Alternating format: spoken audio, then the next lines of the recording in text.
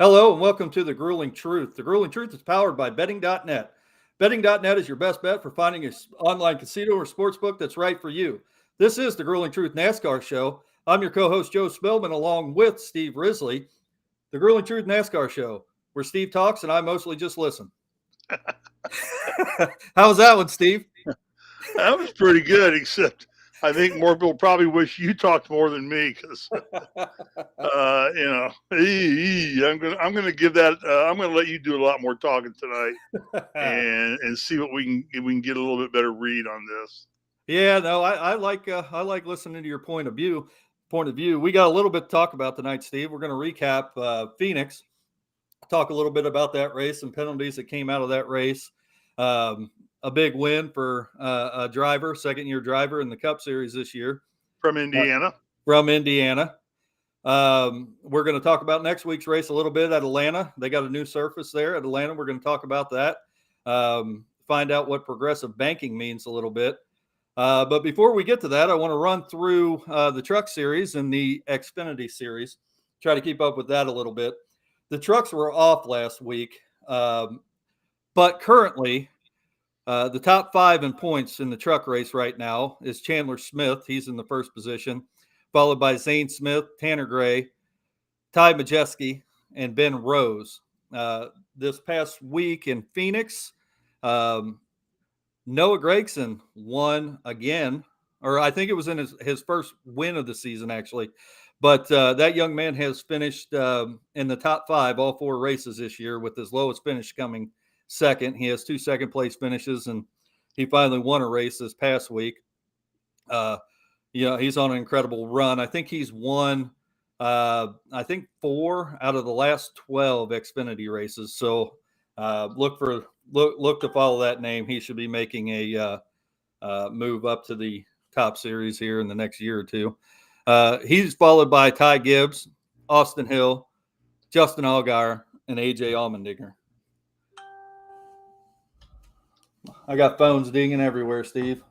Turn them off.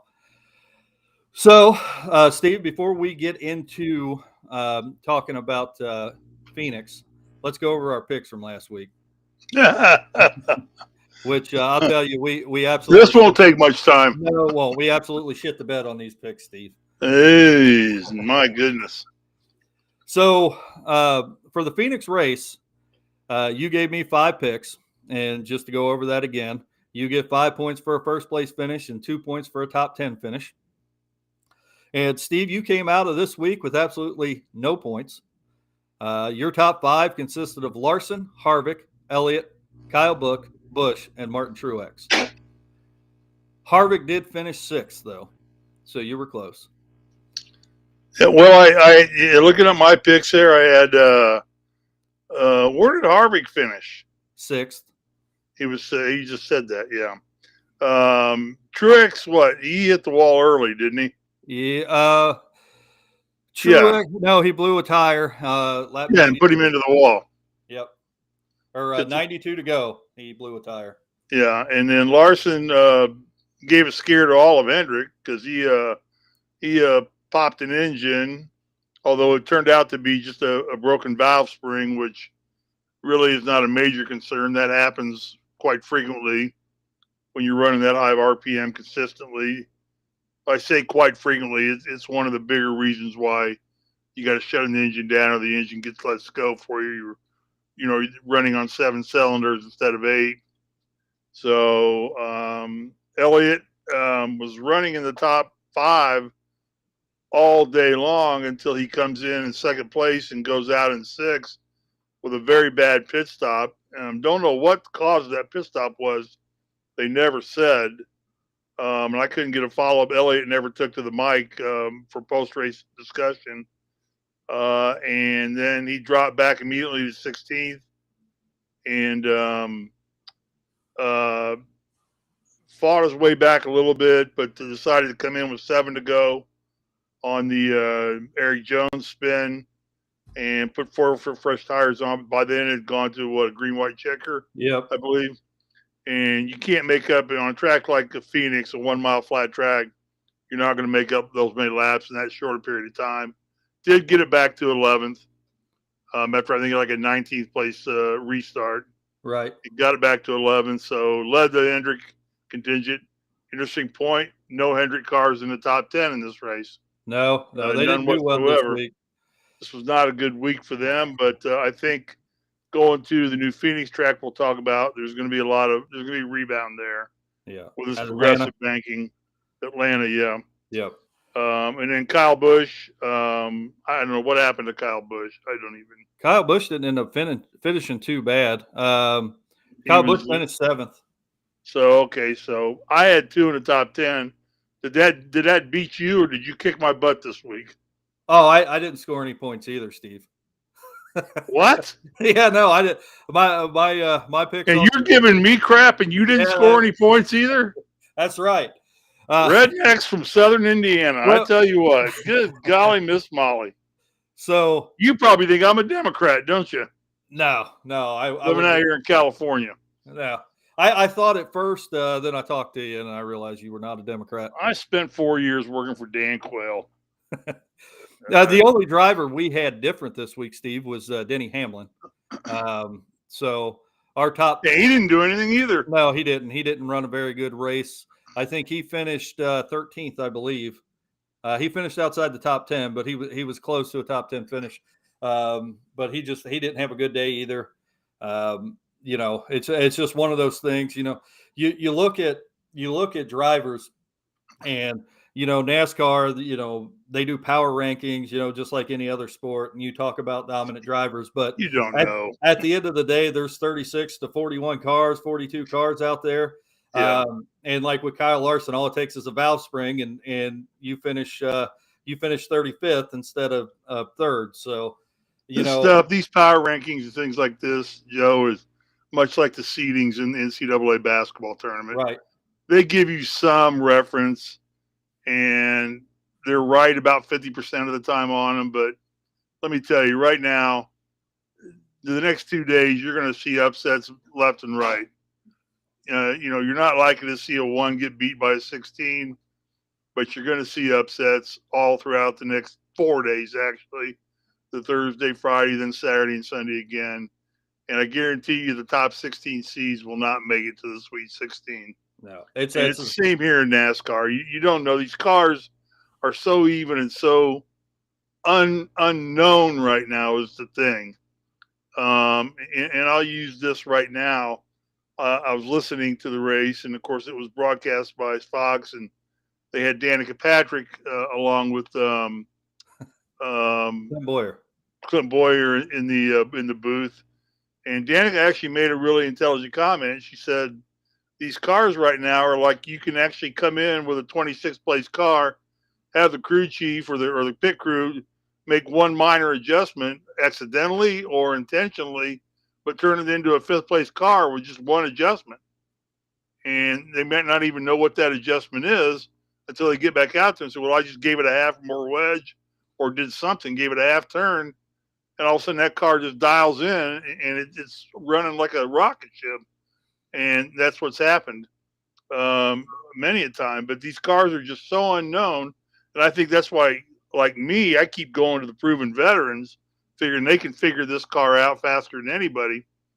But right now, and we'll talk about this, and I know you brought this up too, I'm feeling more like these races are being won in the pits as much as anything right now. Because getting these cars in and out of pits are still pits, and I'll let you talk about the trouble with penalties in the pits and slow pit stops and crew chief now on suspension for an incident, and I'll let you cover that. But this locking hub has proven to be a bigger challenge for these teams than it should be. I mean, F1 and Indy gets these things on and off so easily and so quickly, it's unbelievable. NASCAR is struggling with that single hub right now, that single lock. So these races, especially on a track where it's so tough to pass like Phoenix, pit stops become critical. And it's the best pit. What I was listening to the guys talk today on the NASCAR show, and they were saying on a track like Phoenix, the best place to pass is in the pits. and the easiest place to get past is in the pits. Yeah, it was a good race. It was a fun race to watch. Yeah. That's something that we haven't got to see all year. We a little bit at Fontana, but this is really the first week this year that we've really got to see kind of some chaotic racing where you see 4 or 5, 6 people wide on the racetrack, 6 cars wide on the racetrack, fighting for position, especially coming into that last dog leg, on the front straightaway there. And that is, I think, kind of the racing that people want to see. We talked about that a little bit last week, that there are some diehard old school NASCAR fans that that don't like these new cars. But I think that right now, I think that this is the best thing that NASCAR could have done for the sport, and I think they're starting to see that in viewership. Because attendance, which you're kind of comparing the last 2 years to COVID, but attendance is up for these 4 races and viewership is up for these 4 races. So yeah, this race is sold out too. Phoenix is sold out. Yeah, it's making a comeback, and it's making a comeback because people that have kind of been in and out of their NASCAR fandom in the last couple of years, left because they got tired of the rule changes, tired of the boring races, but kind of keep up with it. Are starting to see, we're 4 races in. We got 4 different winners. We got 28 drivers now that with a top 10 finish. So, they've really done, and we hit on this last week, and I don't want to keep saying it, but they've really done a great job in bringing competitiveness back to NASCAR. And I think right now it's at least the treat for fans to watch. Yeah, and the thing that ties to that is that, I thought, and I'm saying this kind of repeating myself here, but I thought the wily veterans would figure these cars out faster than the young rookies. But all 4 of the winners so far this year have been under 30. Yeah, you're right. The young guys are winning. I mean, I think you got Austin Cindric getting a win. You got who won the Bowman comes in and wins at Fontana. Who wins last week at Bowman won last week. Larson won the week before that, right? Larson won the week before, and now you got Ryan or Chase Briscoe winning this week. Yeah. So you've got everybody under the age of 30 winning, and all of the most competitive guys up front have been young guys running up front too. Right. The older guys are all sitting back there on the rocking chairs, smoking their corn pipes, and just watching everything happen in front of them, playing checkers. Well, we've already kind of moved into it, Steve, but let's officially move that segment into kind of the race recap from Phoenix. And just to start off with, just so everybody knows, in case you didn't watch the race, second-year driver, Cup Series driver Chase Briscoe did win this week. It's his first Cup Series win. He's had a couple of Xfinity races, but to kind of hint on him, and I don't know if you've noticed or you've paid much attention, Steve, and maybe some of the people listening, if they, have you heard or have you kind of read the story, Chase Briscoe's story of getting to the Cup Series over his journey over the last 7 or 8 years? Yeah, I'm familiar with it, about how he almost was getting ready to drive to quit racing, going back to Mitchell, Indiana, back to his family. Right. And had just struggled. But I'll let you, tell the story. Well, so, and you got to go all the way back to 2014. He did a really good interview with Dale Earnhardt on Dale Earnhardt's podcast that he does. I think it's called Driving with Earnhardt. Maybe. I'm not. Anyway, regardless. And he's telling the story. He's running sprint car races, and according to him, he's a fan of racing. He loves racing. That's his lifelong dream. He gets a chance to run sprint car races, but he's not really moving up. I think he had a total of 5 or 6 wins in the sprint car series. And essentially for 3 or 4 years, he's down in North Carolina, volunteering his time at race teams just to get a chance to drive, sleeping on friends' couches and paying $50 here or there for rent so he can achieve his dream. And he finally gets a chance to get out there and drive.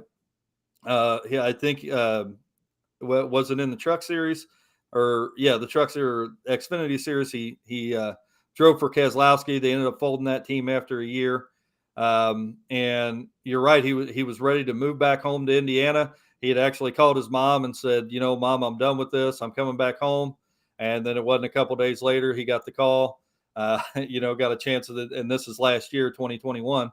He gets the chance with Tony Stewart, and here we are. He gets his first win this year. So, and I just kind of hit on the high spots of that story. I encourage anybody to go out and maybe watch that or do a little reading. He's done several interviews on his story. It's an incredible story.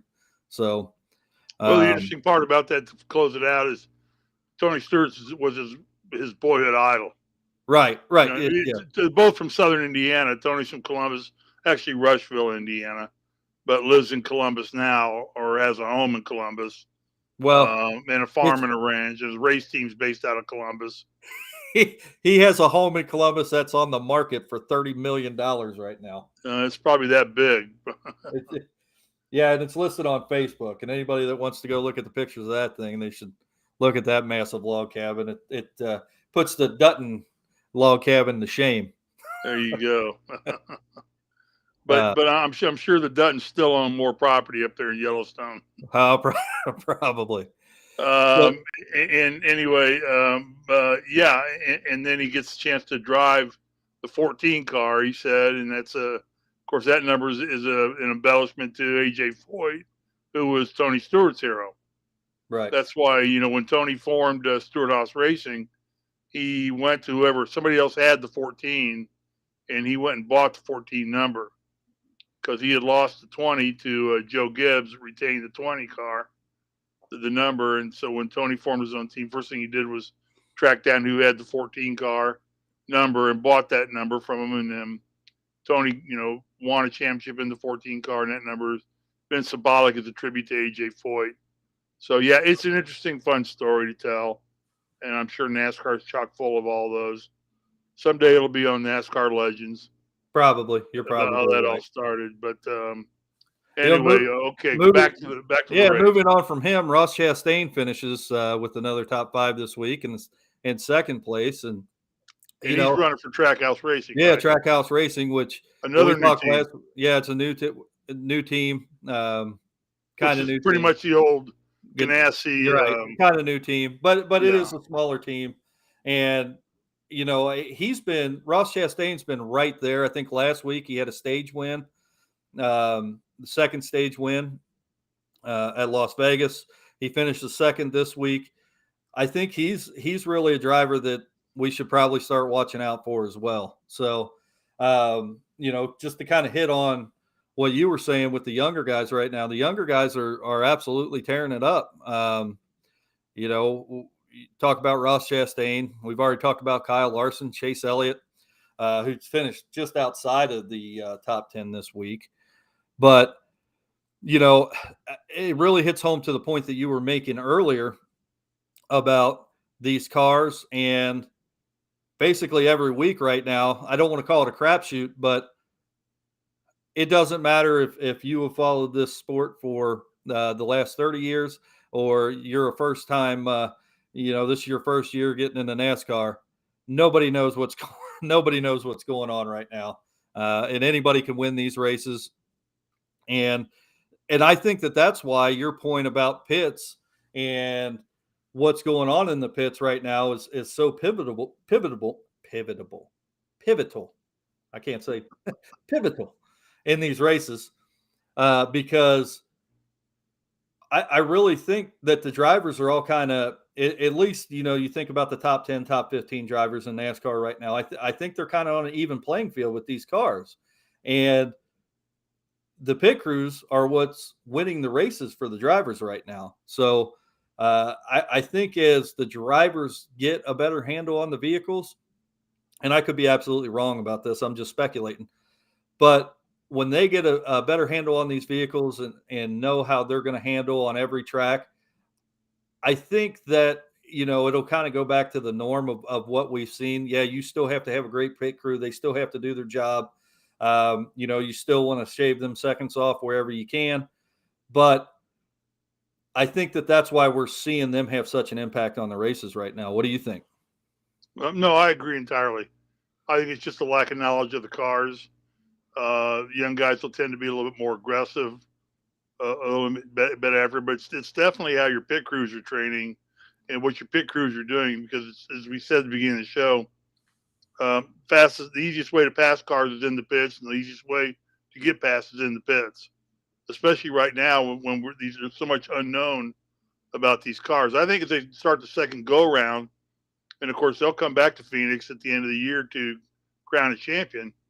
They'll have things dialed in a little bit better about how to prepare these cars. But right now, they just don't know. I mean, it's a real tester for them. It's making for great racing. Of course, the track like Phoenix is fun because they use that apron and turn that track into, you can go 10 wide on that track, diving into the first turn if you want to.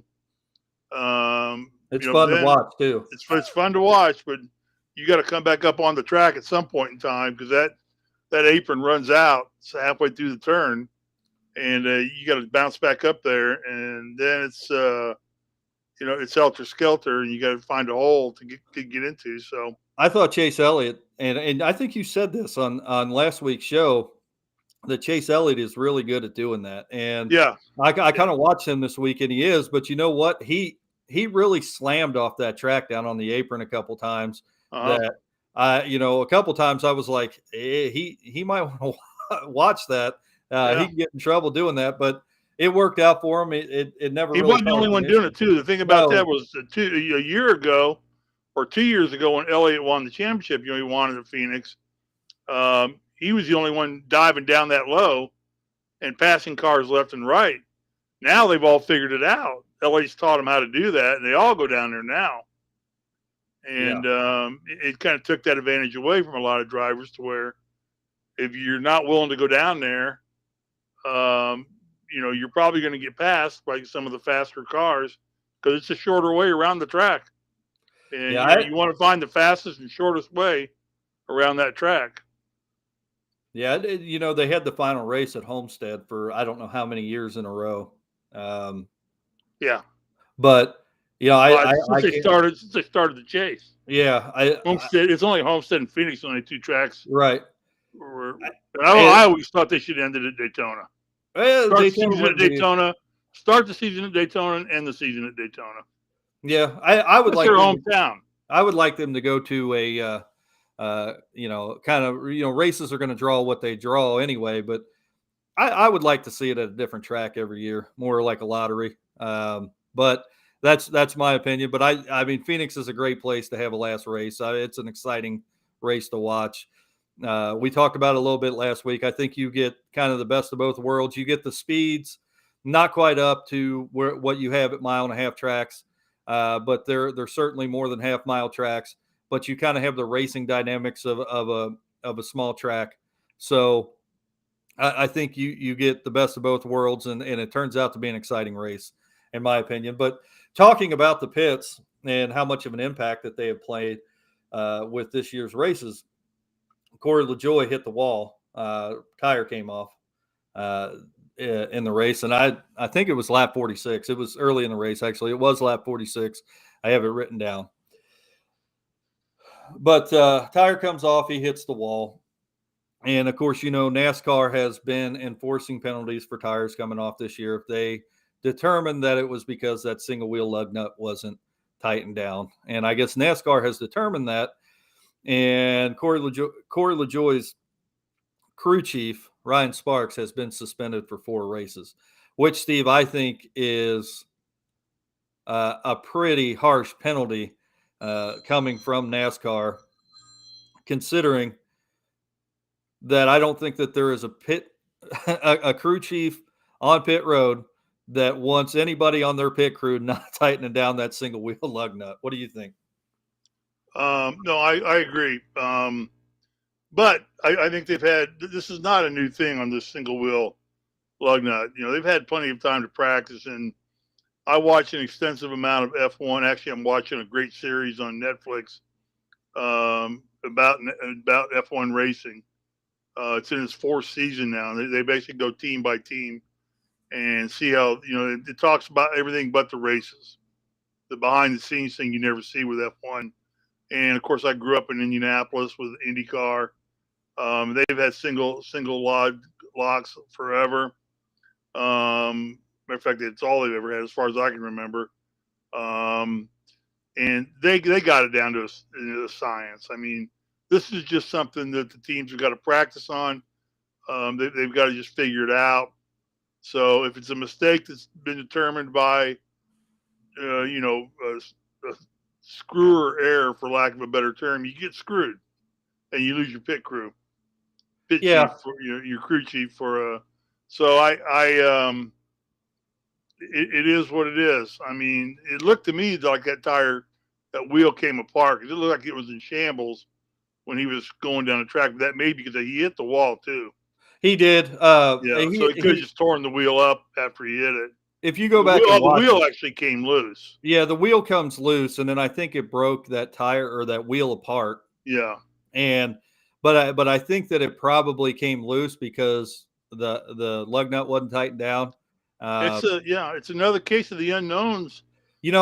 Cars. I kind of feel, if you're intentionally cheating in NASCAR, if you're intentionally trying to circumvent the rules that have been put in place, when you go back, and I know Tony Stewart, I think, was hitting on this the last couple of years when we were going, with last year's car, when they were only tightening down 3 lug nuts on those cars and trying to circumvent the rules for faster pit stops. And you catch teams doing that, okay, suspend people. People need to be suspended because that's cheating. When you're talking about the car this year and they have 1 lug nut, and that lug nut, the car doesn't run down the track without that lug nut on. Nobody's intentionally doing it. And when you do lose a tire, your race day is essentially over. It is over in most cases. So why are we suspending crew chiefs for a bad performance, essentially? Because that's what that is. That's not intentional. They're not trying to cheat. So I take issue, and I know it's unsafe with wheels coming off, and you could talk about this all day, I think.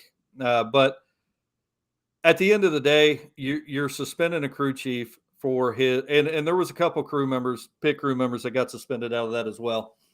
But you're suspending them for a bad performance, not anything that they intentionally did. And I kind of take exception and issue with NASCAR for suspending a crew chief for a bad performance. So valid point. That is what it is. My theory on the penalties has always been, if you really want to hit a team hard, it does really nothing to take the crew chief away because there are other people qualified to come in and step in for him. Yeah. And know that car is what the car chief. I mean, there are multitudes of people that can do it. Most teams have backup crew chiefs now for this very reason. You want to penalize the team hard. What you do is take away points. Just strip a team 5 points. And you're talking about now whether you make the chase or not. Where you finish in the standings, that's money in the pocket of the owner at the end of the season, because every position pays something for where you finish in the standings. So taking away a crew chief actually could make the car more dangerous, because if you don't have the crew chief on property who knows the car, is supposed to know the car and knows how to lead his people, how to checklist things, how to make sure everything is dialed in. And, the crew chief had nothing to do with that lug being not put on properly. That's a great point. He's going to serve the penalty. You're actually possibly making that car more dangerous next time it goes out. You got somebody in charge somebody who is in charge who doesn't do it on a routine basis, doesn't know the nuances of the car and the nuances of his crew and everybody, and how to motivate people to do things, how to talk to people, whatever it might be. You want to penalize a team for screwing around with the lug nuts or just making a dumb mistake like that. if you determine it was an accidental mistake, it's 5 points. If it was an intentional mistake, it's 10 points. And you could have a team, you want to speed in the pits. Tell you right now, speeding penalty in the pits costs you 3 points off your total for the race.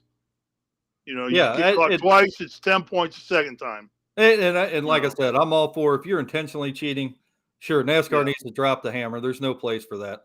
Yeah. But Steve, we're getting close to time here. I know you got another show to do, so let's move into talking about next week's race in Atlanta. But before I do that, I want to remind you that the Grueling Truth is powered by betting.net. Betting.net is the best bet for finding a online casino or sportsbook that's right for you. So, Steve, real quick before we do move into Atlanta next week, do you got any final thoughts on the Phoenix race? No, it was a fun race to watch. Congratulations to Chase Briscoe, a great win for him. I always like to see first-time winners. It's new blood in the game. He definitely earned the win. I was kind of rooting for Ryan Blaney there. I thought he was going to have. I like him as a driver. Yeah. Once Elliott got himself out of it, but he fell off too, and just got caught up in the traffic and got back in the pack. And I think Blaney, I got it down here. Blaney finished fourth. He ran a great race. Got messed up in there, and couldn't get past anybody after that because they all had the same tires and basically the same car for that point in mind. Nobody could pass anybody at that point. There was discussion at the point where even Briscoe says on the second to last restart, Elliott was in second play or was in the lead, came out first and actually took the outside line. And Briscoe said, "I'm surprised he did that because he was faster low than he was high." And I was excited that he gave me the bottom line because I knew I could get going and turn a quicker lap and get into first place. And once you got into first place there, before on the second to last restart, it was over. I mean, nobody could pass him. He knew if he got the lead, it's going to be hard to pass, and if he didn't get the lead, Elliott was going to be hard to pass. So lane choice is important, things like that. But great win for him. Great race. Yeah, great. Love to see the stands full. Love to see the campers in there. Love to see the sport making a comeback as well as it's doing right now. Yeah, agreed. And I think you got four. You got 4 different winners already in 4 races. It's going to get back into that situation where if you don't win a race, you're not going to chase. Well, and that's what NASCAR needs, like we talked about. Yeah. And there for the last, let's go from 2012 to 2018, 2019. There was a core pack of 6 or 7 drivers that won every week, and quite frankly, fans don't like that. You got to have somebody to root for, and you want to feel like the underdog. In every sport, the underdog has a chance. People like to root for the underdog. And then when the underdog starts winning, people don't root for him anymore. Case in point, the Gonzaga Bulldogs. But then as they get old, like Earnhardt, you start. Right. I disliked Earnhardt for most of the middle part of his career because I was a Gordon fan. And then as it became Gordon winning 4 championships and Earnhardt not winning as frequently as he used to in the past, I still became a big Earnhardt fan. I am the exact opposite as you, Steve. Really? See, I was rooting like heck for Earnhardt up until the day he passed away. So, right. Well, my dad was an Earnhardt fan, and well, I became one late. It wasn't. Yeah. I hated the guy, And we were not fans. We were not fans of Jeff Gordon, but that last year, Jeff Gordon ran. No love affair for the hometown boys. You always got to root for the Indiana boys. I know he was born in Mission Viejo, but he grew up and learned to race in Indiana, Pittsburgh, Indiana. So, well, I lived in Ohio at the time, and he's going to actually be in the booth with Boyer this week. Yeah, I like listening to him. A little reunion. So, yeah, is Danica going to be back?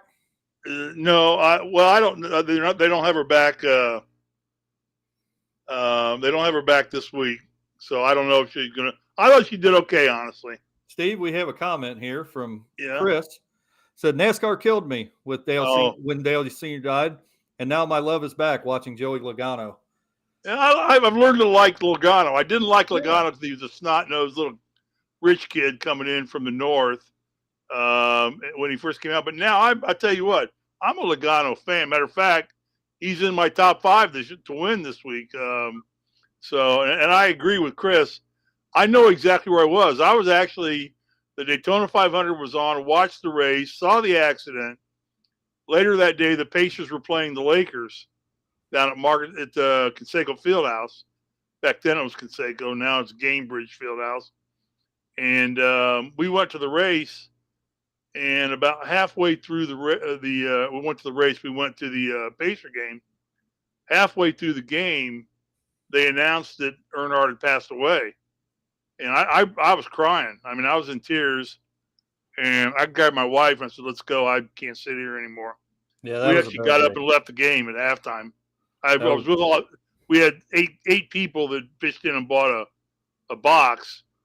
And I told them, said, guys, I got to go. So I took my wife and, we just went home. So, Chris, I know you're feeling that was a very hard day. It's probably the hardest day in NASCAR I've ever had is when he passed. That was a bad day. It just seemed so impossible. Yeah. It seemed just impossible that Dale Earnhardt could die. And the crash did not look that bad when it happened. I mean, of all the wrecks I've seen in NASCAR, that looked like a tap on the wall. But when you went back and watched all the analytics and shows that did the analytics, it was a violent crash. And of course he went without a full face helmet.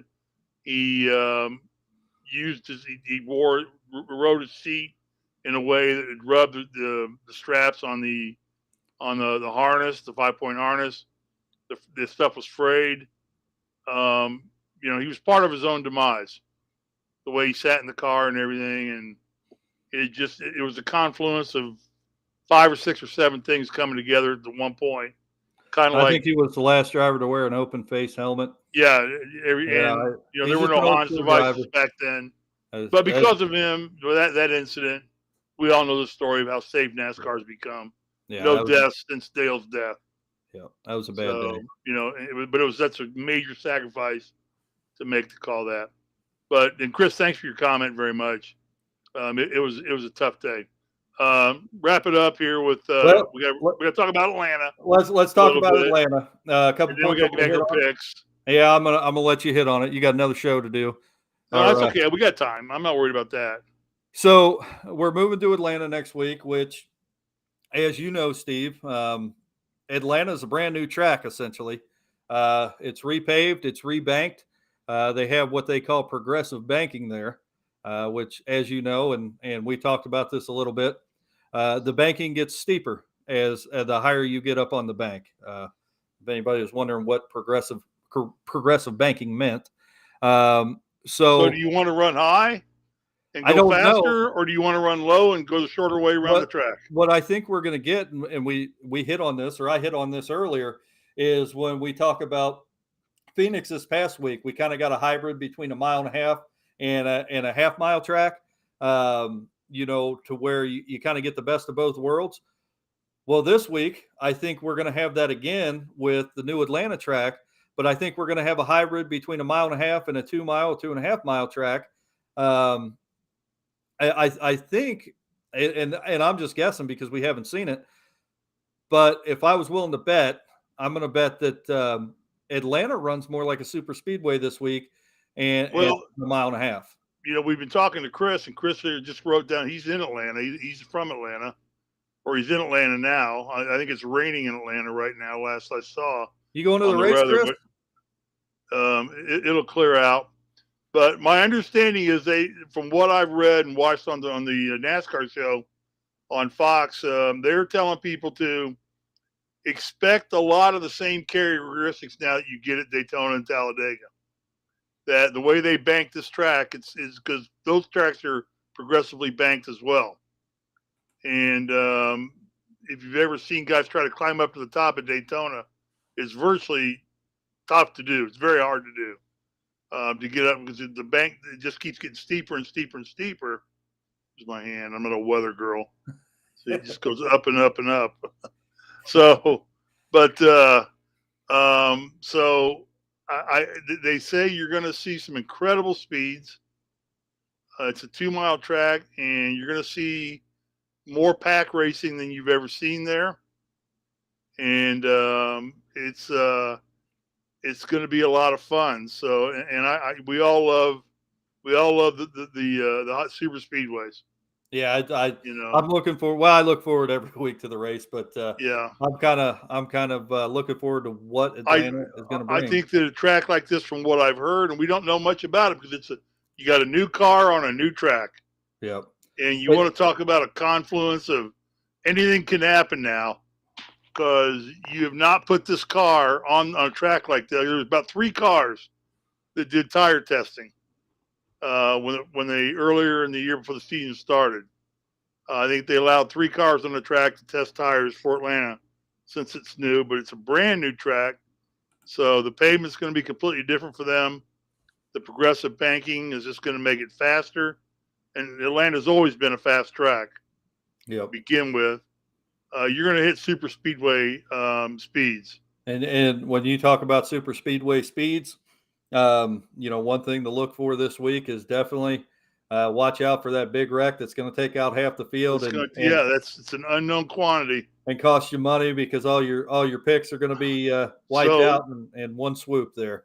With that being said, I'm looking at the teams that run well on these super speedways, and so far, I look at Hendrick definitely. Mm-hmm. The Hendrick cars always in Daytona. They always qualify well, run well down there, and the Penske boys have figured these super speedways out too. You don't count on any of the Penske boys. The Toyotas, I think, are still struggling a little bit, but they're going to eventually dial it in.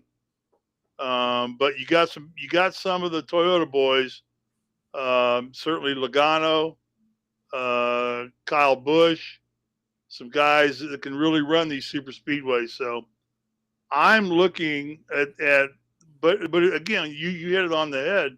It's such an unknown on these super speedways, because we're going to expect they're going to run some pack racing, and we're going to expect to see the big one happen. Oh yeah, it's where you are. It's where you are in the pack. It's going to happen, and I guarantee you, me with 600,000 other people when it happens is going to go shit. Yep. Because we just lost all our gambling money. We also lost our G rating with that dadgummit. Sorry. It's a family-friendly show. Yeah. Screw you. So just real quick before we give our picks for this week's race, Steve, last year, not that it matters because everything we just talked about with the new track. It's out the door. Yeah, Blaney won the spring race and Kurt Busch won the July race last year at Phoenix. So, I don't think that matters. But let's wrap the show up a little bit tonight, Steve, with our picks for next week. But before we do that, I want to remind everybody to go to betting.net. Betting.net is your best bet for finding a sportsbook or casino that's right for you. And also check out Caesar Sportsbook to place your bets. So, I got to tell you this. Good Pastor has that memorized where he looks at the camera when he's reading that. Oh, I don't have. Or he tapes it to the bottom of his camera, so at least it looks like he's looking at the people watching us. Yeah. Well, actually, I'm looking at you, Steve. I gotta figure that out. I think I need to look at my camera, not you. Don't waste your time looking at me, please. We wrapped up Atlanta. So much more could be said about Atlanta, Steve, but we're kind of running out of time here.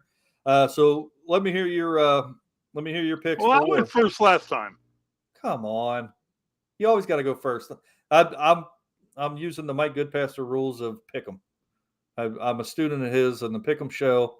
I've been watching his every move, and I know how to win these things, and that is to make you pick first. I'm not picking first. Okay, I'll pick. You already read mine because I sent them to you. You did?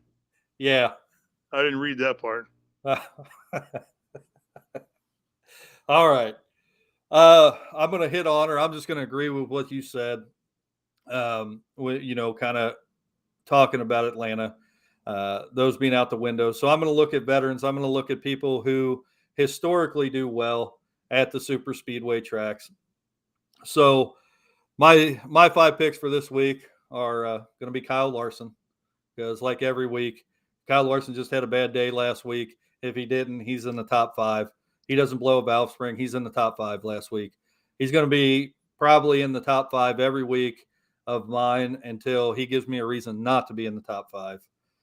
I'm also going to go with Chase Elliott this week. One, I think he races well at bigger tracks, super speedways, but not only that, he's just too good of a race car driver, and he's going to have a big day. It's going to come, and it's going to come sooner than later. So it's a great observation, Joe. 2 of his 9 oval wins have been at Martinsville and in Phoenix. So he runs the short tracks well too. Right.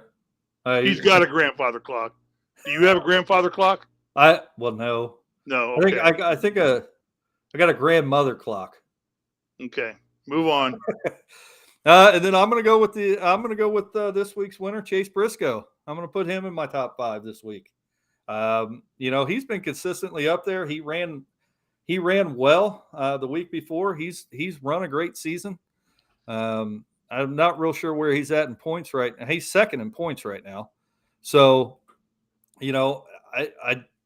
I think he's earned his way into the top 5. Then I'm going to go with Kyle Busch and Ryan Blaney to round out my top 5 this week, only because their history on super speedways, even though this isn't a super speedway, for all the reasons we talked about. So that rounds out my top 5. Let's hear yours, Steve. All right. I'm going to go with Elliott because he's in a Hendrick car, and he does run well fast. He inherited that from his father, who I believe still holds the record for fastest lap ever run in a NASCAR. I believe he went 212 miles an hour all the way around Talladega one time. Yep, old Awesome Bill. Yep, Awesome Bill. That's the guy that got me into the sport. Met him several times, and some of the classiest human beings you'll ever meet. I'm going to go with Ryan Blaney. I think the Penske crew and the Hendrick crew, as I said earlier, have it done. I think Blaney's due. I think he's been running up front all season long, and it's just a matter of keeping his nose clean and getting the pit stops down. But again, pit stops aren't as important at a track like this, where speed is more important. And you can make up positions pretty quickly if you got a fast race car on a track like Atlanta. Larson, I got to go with Kyle, just because he's Kyle Larson. He can win any week. He's going to be in your picks just about every week. Yep. You're almost not going to pick Kyle Larson. He had a mistake. He had a blown engine. He was running up front. He moved himself up front. He started last, didn't he? Yeah, he had to go to unapproved changes. Yeah, and modifications. Put a bad valve spring in his car is what he did. But he put his car all the way up in the front almost before the end of the first segment. So he's there. Another driver who I'm going to take does extremely well. My last 2 drivers, both of them great winners on these big super speedways. I'm going to go with Logano. I think, the Penske cars again are running strong. And Logano, this is about time Logano gets hungry to win. He likes to win early so he can, count his win and go on. And he handles these super speedways extremely well. And then I don't think it's his fault that he's where he is right now.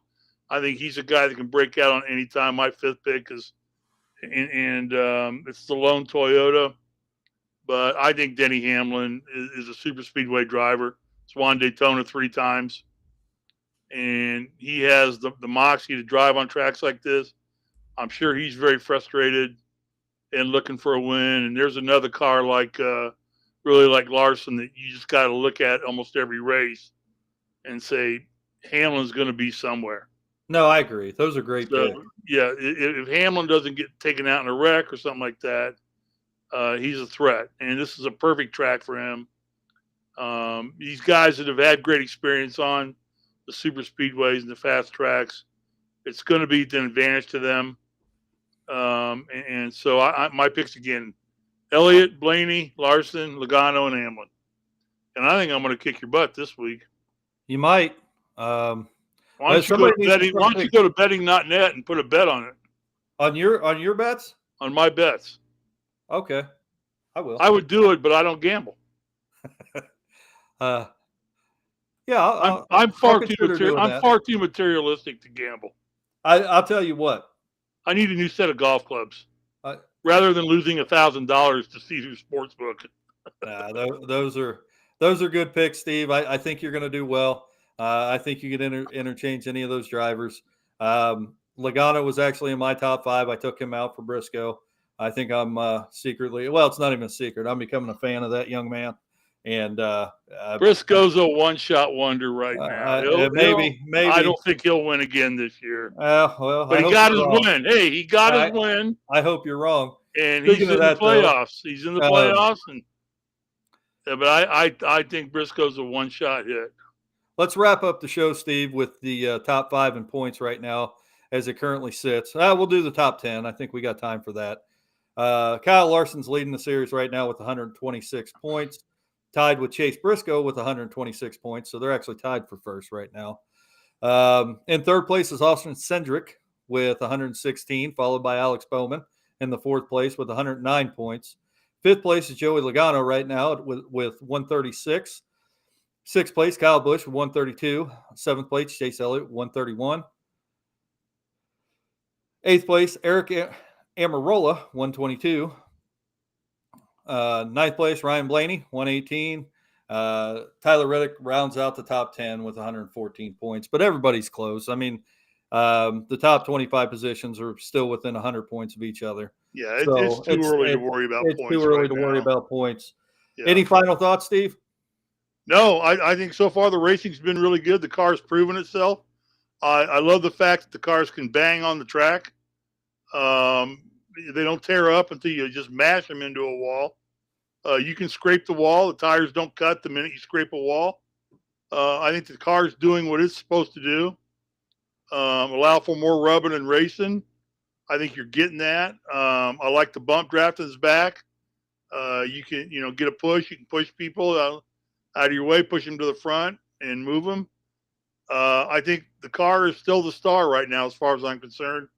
I've said that it's everybody trying to figure out these cars, and it's even now it's affecting the pit crews. Agreed. It does. You saw the one time Elliott went out and damn near drag his gas can. He did. And the guy finally dove on it and caught it before it left his pit. Yeah. I mean, the can was sliding out of the pit with nobody's hands on it. And the gas man just dove on it. Yeah. Saved themselves a penalty for sure. Saved themselves a penalty. Yeah. It didn't have to go to the rear. So that was good. Yeah. So I'm enjoying the first 4 races. And I like the fact that the way they set the schedule up, 4 different tracks. Yep. You had Daytona, you had Fontana, which is a more flat 2-mile track. You went to Vegas, which is a fast 1.5-mile track. Now you went to what's considered a short track, a mile track, runs like a short track, and now you're going to a 2-mile, basically unknown track, super speedway.